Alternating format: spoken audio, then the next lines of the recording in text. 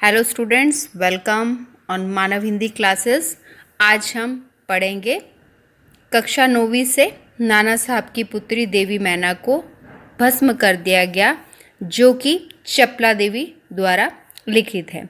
इस पाठ को शुरू करने से पहले हम थोड़ा इसके बारे में समझते हैं। ये पाठ विठूर जो कि उत्तर प्रदेश में कानपुर के पास स्थित एक प्रदेश है, वहाँ पर घटित हुआ। वहाँ के जो राजा हैं वो कौन है? नाना धुंधु पंत, जिन्होंने क्या किया 1857 में, जब हम सबको पता है भारत गुलाम था, उस समय हमें हमारी स्वतंत्रता पाने के लिए सबसे पहली क्रांति हुई थी। उस क्रांति में नाना धुंधु पंत ने भी अपना रोल प्ले किया था। उसने क्या किया था? बहुत सारे अंग्रेजों का नरसंहार किया था, उन्हें मार दिया था। तो उसी का बदला लेने के लिए अंग्रेज अब किसे तलाश कर रहे हैं? नाना धुंधु पंत को, जो कि फरार हो चुके हैं। जब वो उनके महल को विध्वंस करने के लिए पहुंचते हैं तो वहाँ उन्हें कौन मिलती है? उनकी पुत्री मैना। और उसके साथ अंग्रेज कैसा व्यवहार करते हैं, बड़ा क्रूर व्यवहार करते हैं, उसी के बारे में इस पाठ में हम पढ़ेंगे। तो आइए अब इस पाठ को हम पढ़ते हैं। सन 1857 ईस्वी के विद्रोही नेता धुंधु पंत नाना साहब कानपुर में असफल होने पर जब भागने लगे तो वे जल्दी में अपनी पुत्री मैना को साथ ना ले जा सके, क्योंकि उनको पता था कि उन्होंने जो अंग्रेज़ों के खिलाफ कार्रवाई की है, अंग्रेज़ों के खिलाफ जो एक आंदोलन किया है, उसमें वो असफल रहे हैं और अंग्रेज किसी भी समय उन पर आक्रमण बोल देंगे। तो अंग्रेज़ों से बचने के लिए जब वो भागे तो उन्हें इतनी जल्दी थी कि उसमें वो अपनी पुत्री मैना को साथ नहीं लेकर जा सके। देवी मैना विठूर में पिता के महल में रहती थी, पर विद्रोह दमन करने के बाद अंग्रेजों ने बड़ी ही क्रूरता से उस निरही और निरपराध देवी को अग्नि में भस्म कर दिया। अब पिता की गलती की सज़ा किसे मिली? देवी मैना। मैना उनकी पुत्री का नाम है, धुंधु पंत की। अब उन्हें देवी क्यों कहा गया, उसके बारे में पता चलेगा। अंग्रेजों ने अपना गुस्सा किस पर निकाला? उनके महल पर और महल में रह रही उनकी बेटी पर। कैसे? उन्हें जिंदा भस्म कर दिया गया उस महल में। उस महल में जब उन्हें भस्म किया गया तो वो किस तरह से लगी? एक देवी की तरह से लगी। अब कैसे हुआ सारा देखते हैं। कानपुर में भीषण हत्याकांड करने के बाद अंग्रेजों का सैनिक दल बिठूर की ओर गया। बिठूर जहाँ पर नाना धुंधु पंत का महल है। बिठूर में नाना साहब का राजमहल लूट लिया गया, पर उसमें बड़ी थोड़ी संपत्ति अंग्रेजों के हाथ लगी, ज़्यादा कुछ वहाँ पर नहीं था। इसके बाद अंग्रेजों ने तोप के गोलों से नाना साहब का महल भस्म कर देने का निश्चय किया।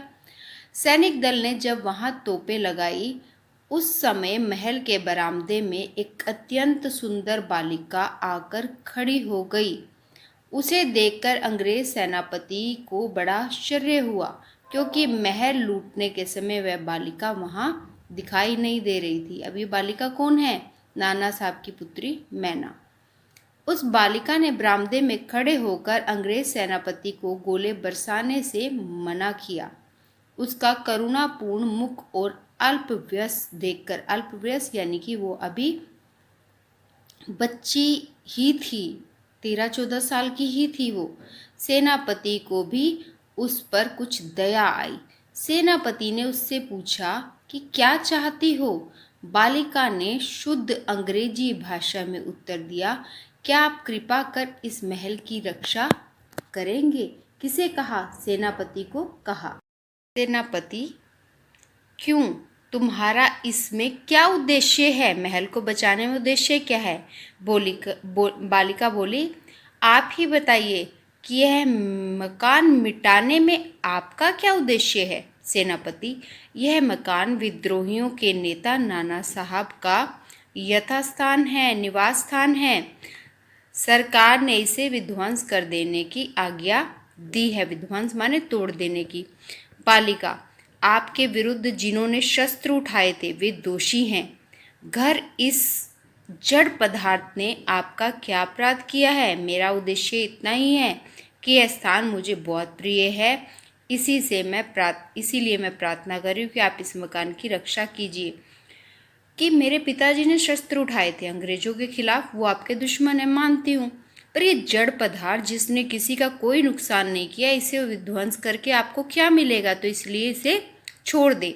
सेनापति ने दुख प्रकट करते हुए कहा कि कर्तव्य के अनुरोध से मुझे यह मकान गिराना ही होगा, क्योंकि उनका भी क्या है, वो एक ड्यूटी है, उनको उनकी गवर्नमेंट ने वो ड्यूटी दी है तो उन्हें वो करनी ही है।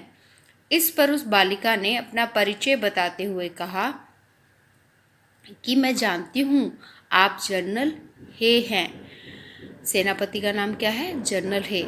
आपकी पुत्री कन्या मेरी, मैं और मुझसे बहुत प्रेम संबंध था।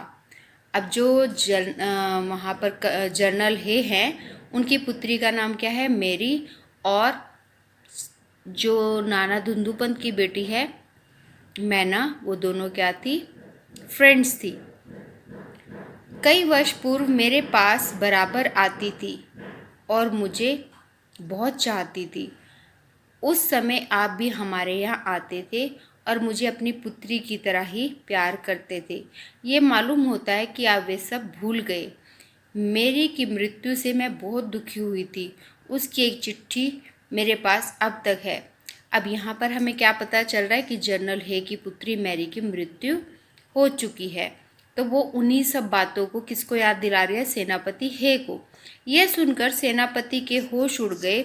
उसे बड़ा आश्चर्य हुआ और फिर उसने उस बालिका को भी पहचाना और कहा, अरे यह तो नाना साहब की कन्या मैना है। सेनापति हे कुछ क्षण ठहर कर बोले, हाँ, मैंने तुम्हें पहचाना कि तुम मेरी पुत्री मेरी की सहचरी हो। सहचरी माने क्लासमेट, फ्रेंड।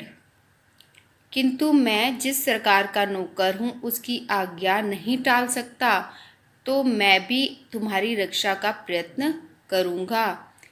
इसी समय प्रधान सेनापति जनरल आउट्रम वहाँ आ पहुँचे और उन्होंने बिगड़कर सेनापति हे से कहा, नाना का महल अभी तक तोपों से क्यों नहीं उड़ाया गया? सेनापति हे ने विनयपूर्वक कहा, मैं इसी फिक्र में हूँ, किंतु आपसे एक निवेदन है, क्या किसी तरह नाना साहब का महल बच सकता है? अब यह सुनकर आउट्रम बहुत क्रोधित हुए, क्योंकि एक तरह से जनरल हे किसकी बात कर रहे हैं? एक दुश्मन के महल को बचाने की। आउट्रम, गवर्नर जनरल की आज्ञा के बिना यह संभव नहीं। नाना साहब पर अंग्रेजों का क्रोध बहुत अधिक है। नाना साहब के वंश या महल पर दया दिखाना असंभव है, क्योंकि नाना साहब ने क्या किया है?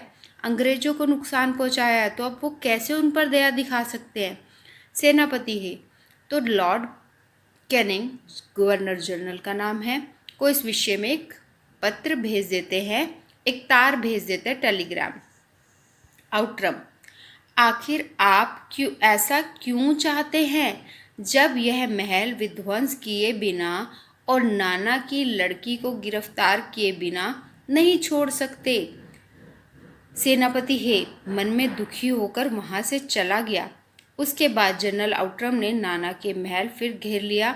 महल का फाटक तोड़कर अंग्रेजी सिपाही भीतर घुस गए और मैना को खोजने लगे, किंतु आश्चर्य है कि सारे महल का कोना कोना खोज डाला, पर मैना का पता नहीं चला। जैसे वो पहले नहीं दिखाई दी थी, अब वो फिर से गायब हो गई। तो इस वजह से भी शायद उन्हें देवी कहा जा रहा था कि उनकी मर्जी के बिना उन्हें कोई देख नहीं पा रहा था। उसी समय संध्या समय लॉर्ड कैनिंग का एक तार आया,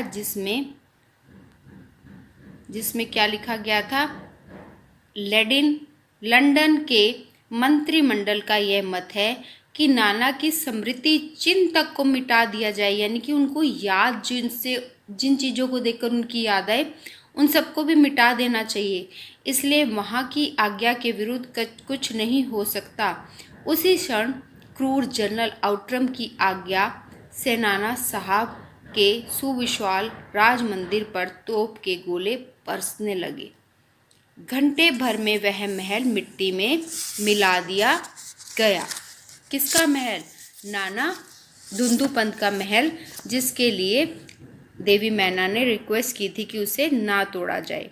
उस समय लंदन के सुप्रसिद्ध टाइम्स पत्र में 6 सितंबर को एक लेख में लिखा गया, बड़े दुख का विषय है कि भारत सरकार आज तक उस दुर्दांत नाना साहब को नहीं पकड़ सकी जिस पर समस्त अंग्रेजी जाति का भीषण क्रोध है।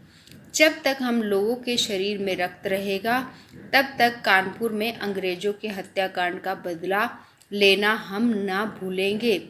उस दिन पार्लियामेंट की हाउस ऑफ लॉर्ड्स सभा में सर थॉमस हे की एक रिपोर्ट पर बहुत हंसी हुई, जिसमें उस रिपोर्ट में उसने क्या कहा था कि रिक्वेस्ट की थी कि वो महल को ना तोड़ा जाए। किसके निवेदन पर? मैना के। तो उस पर हंसी उड़ाई गई उनकी, जिसमें सर हे ने नाना साहब की कन्या पर दया दिखाने की बात लिखी थी। हे के लिए निश्चय ही यह कलंक की बात है। जिस नाना ने अंग्रेजों नर नारियों का संहार किया, उन्हें मार दिया, उनकी कन्या के लिए क्षमा? अपना सारा जीवन युद्ध में बिता देने और अंत में वृद्धावस्था में सर थॉमस हे एक मामूली महाराष्ट्र बालिका के सौंदर्य पर मोहित होकर अपना कर्तव्य भूल गए। अब यहाँ पर क्या उनके ऊपर उनके कैरेक्टर के साथ भी खिलवाड़ हो रहा है। वो नहीं समझ रहे कि वो अपनी बेटी की तरह उसकी हेल्प करना चाह रहे हैं, पर यहाँ पर क्या कहा जा रहा है कि शायद वो उससे प्यार करने लग गए हैं, इसलिए वो उसकी सुंदरता पर मोहित हो गए, इसलिए वो चाह रहे हैं उसका महल ना तोड़ा जाए। नाना को जिस कन्या से हे का प्रेमालाप हुआ है, नाना की जिस कन्या से हे का प्रेमालाप हुआ है, उसको उन्हीं के सामने फांसी पर लटका देना चाहिए। इतनी तक बात कही गई। सन 57 के सितंबर मास में अर्धरात्रि के समय चांदनी में एक बालिका स्वच्छ उज्जवल वस्त्र पहने हुए नाना साहब के भग्नाविष्ट प्रसाद के ढेर पर बैठी रो रही थी।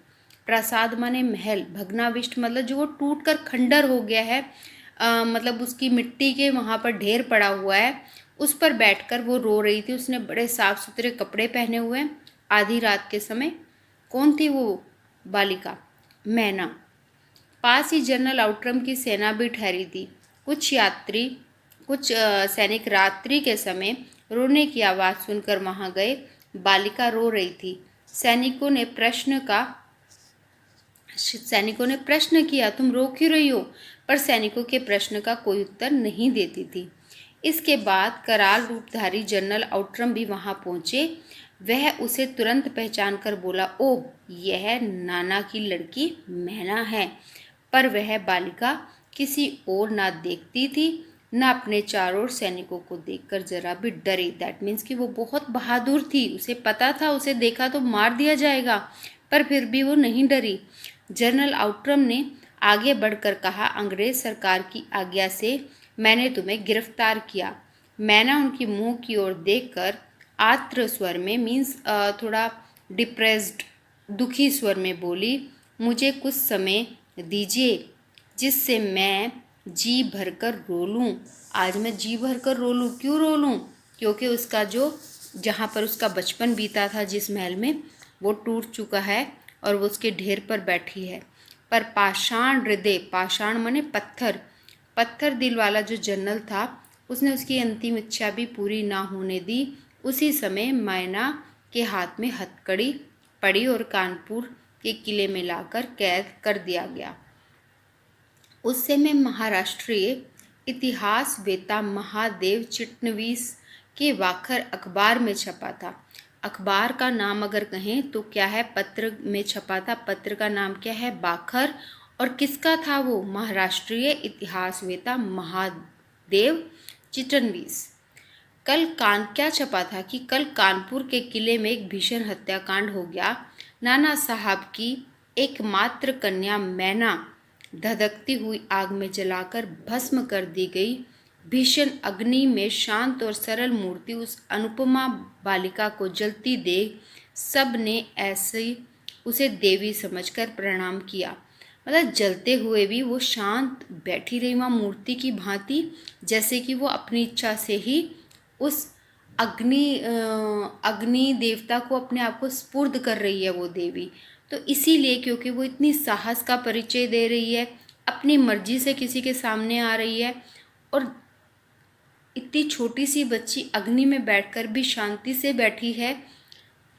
अपने महल को इतना प्रेम, अपनी चीज़ों को इतना प्रेम करना, यही सब जो गुण थे, इसी के कारण उन्होंने क्या कहा गया है, एक देवी की उपाधि दी गई है।